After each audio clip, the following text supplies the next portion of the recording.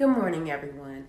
I'm Melina with J&L's Medical Transport, and I'm here today to discuss the process of running a successful non-emergency medical transportation company in the state of Florida.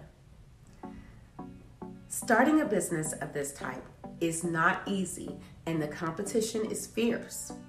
In the Sunshine State, there are hundreds of medical transportation companies operating, but with careful planning, you can be among the successful non-emergency medical transportation companies in the area.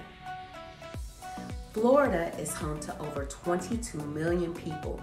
Nearly 10% of this population is 65 and older.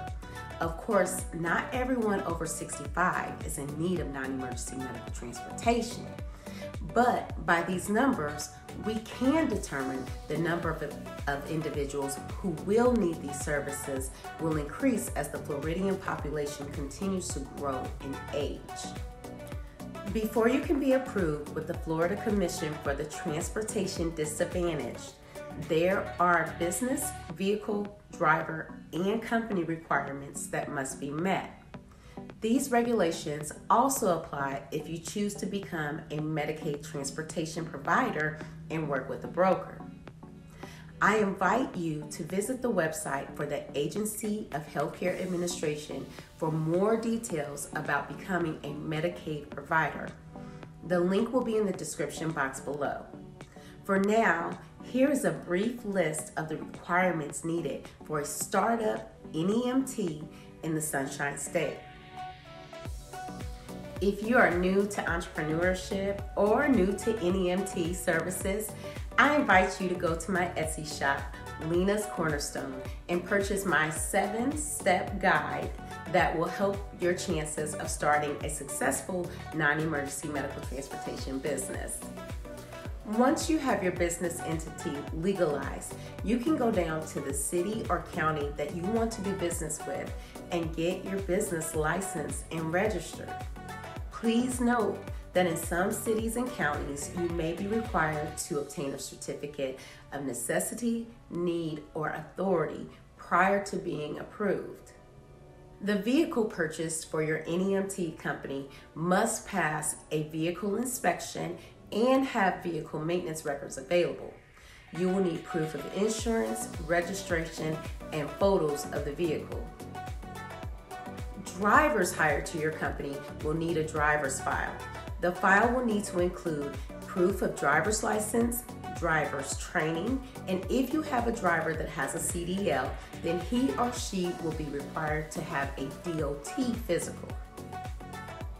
For your company requirements, make sure to contact the Community Transportation Coordinator in the county you are wishing to operate.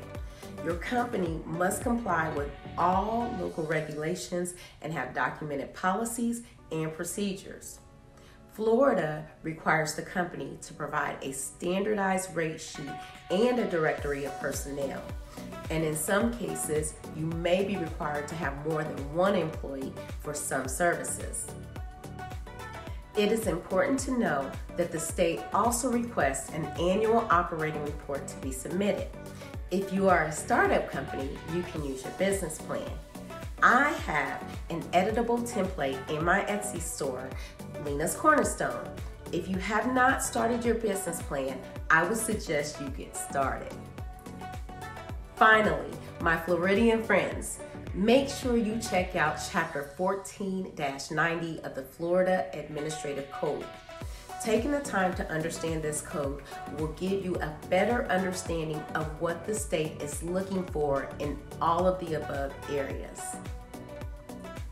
The process of becoming a transportation provider in Florida can take anywhere from 3 to 6 months, assuming the information you provide them is accurate and complete.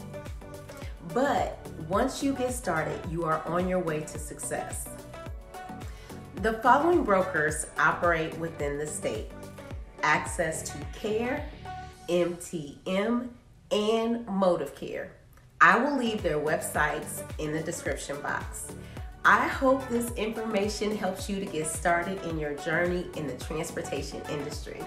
If you like this type of content, please like, share, and subscribe to this channel. Be blessed.